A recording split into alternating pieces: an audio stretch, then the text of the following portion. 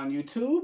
It's your boy Lex Thomas 21. I'm back with another video for you guys. I'm here with my review of The Boys Season 2 episodes 1 through 3.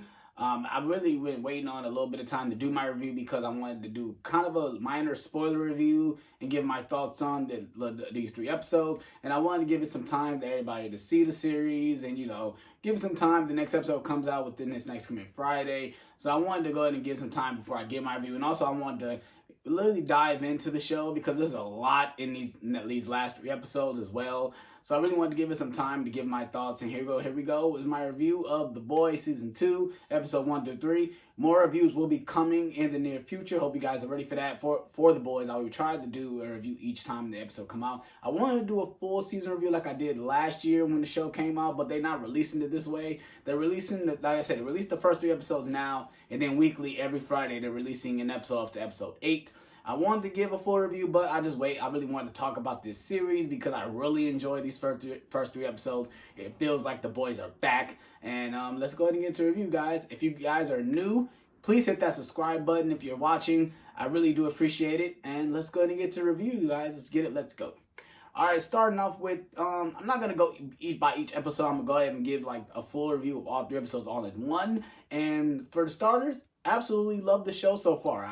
But the one thing I want to get into the bad first is it's a lot in these last 3 episodes. They crammed a lot in these 3 episodes. A lot of minor storylines. They obviously were going to go within the next episodes. And that's kind of one of my negatives that they released it this way. But I understand why they did it because they want to keep the conversation going. If you release it all at once, people don't talk about it within the next couple weeks. So if you release it each week, it keeps the conversation going. It gets people watching as well. So I understand the concept, but for me, I'd rather release all the episodes.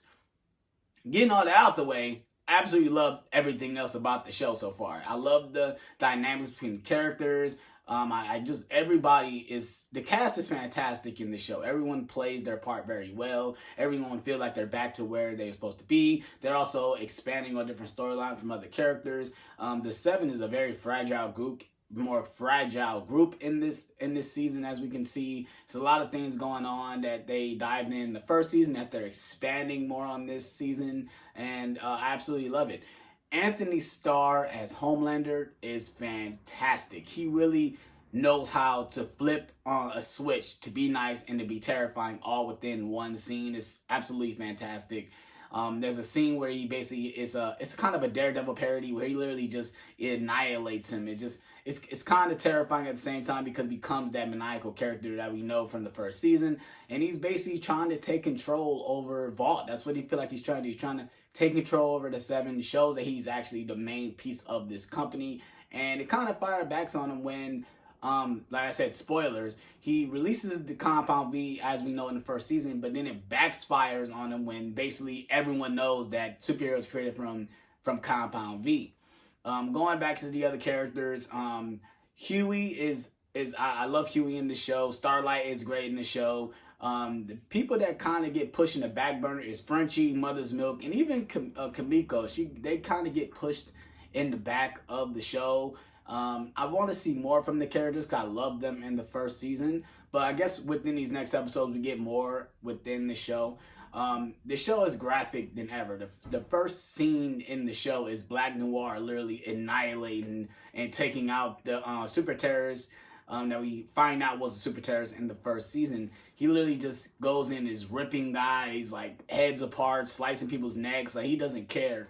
And we get to see more of Black Noir in this season. I'm very interested in Black Noir and who he is, what he can do, because we don't really know that much about him because he really didn't get that much in the show. Like they would show him, it didn't cut, or like he had one scene with Kimiko where he fought Kimiko and kind of annihilate her, but we don't know what kind of powers he got.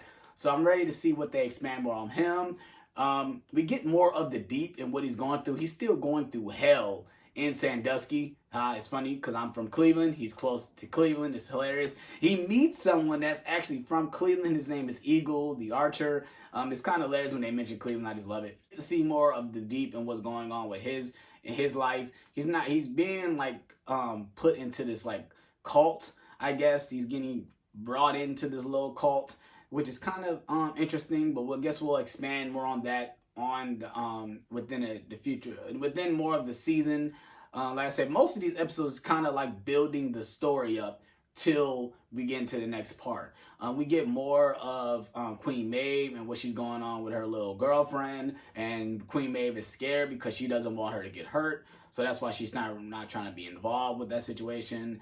And like I said, all the superheroes find out they're made from Compound V, and I love that each superhero have their own reaction. Like the Deep, he finds out that he's made. He thought he was born this way, and it's kind of hurting him a little bit. He really could have been a normal guy, but he had no choice but to be the Deep because he was infused with Compound V, and it's kind of upsetting. You know, it's kind of like you kind of feel for him a little bit, and I think that's the take they're trying to have on the Deep. They're trying to make you feel more sympathetic for him, like they were trying to do in the first season, but it was kind of for last. This one, they really trying to really go within, you know, into the Deep's mindset and trying to figure out what's wrong with him. He's insecure about himself. He's insecure about his skills. He's insecure about everything about himself. So it's kind of interesting what they're doing him. Carl Urban as Billy Butcher. He is amazing. He's like Captain Jack Sparrow of this series, and it's fantastic. I absolutely love it. He nails every single line. He's very tense on screen as well. But you can't hate but to love him. We get more with him. Obviously, the end of the first season, we see that Becca's alive, and we see more within these episodes that Becca has been basically held captive by Vault, and she's like in this cage facility to try to keep her son safe. But Homelander finds out where she is, so it's kind of like she's not safe anymore. And I guess we see more that she's really terrified of Homelander, and I feel like they kind of hinted that, was it consensual that she went into the room and had sex with Homelander, or was it actually the R word?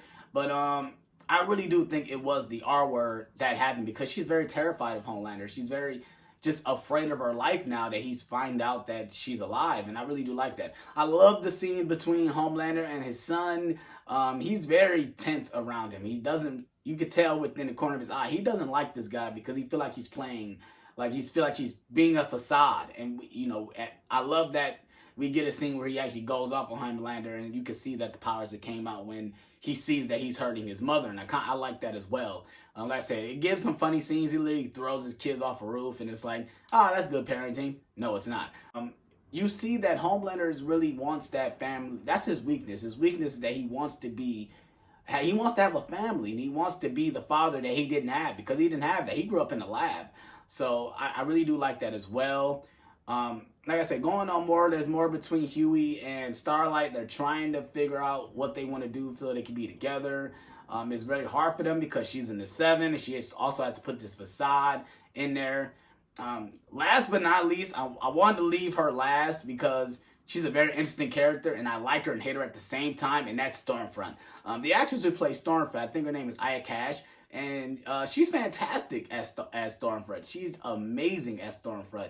I love every single line that she has. She's kind of like the outcast, because she doesn't care about the lights and the PR. She actually wants to be a superhero, but also she's evil. Like, she's really evil. She's literally hurting people for no reason, and like she calls out racial slurs out of for no reason. And I really do like it because the actress really is not holding back. She really is playing the part like how it's portrayed, and I really do like that, you know, for the character.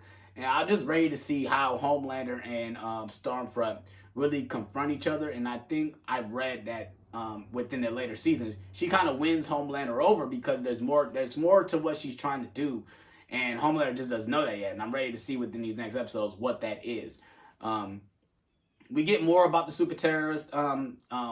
Kimiko's brother is actually involved in that. He's one of the super terrorists that get brought into the country, and there's a lot of dynamics between Kimiko and her brother, which is pretty interesting. But it kind of gets all helded because Stormfront just kills him, and now we got a confrontation between Kimiko and Stormfront, which should be interesting within the next seasons.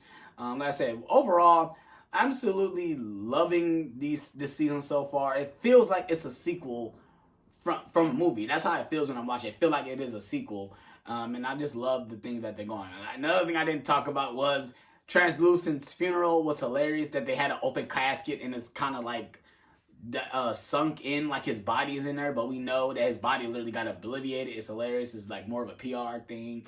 I absolutely love that as well. Like I said, I love the takes that they're taking from the show, and I'm ready to see what's more to come within the next episode. I kind of hate that it's going weekly, now I gotta wait. So, but it's all right. I guess we'll have to just wait to see what's going on.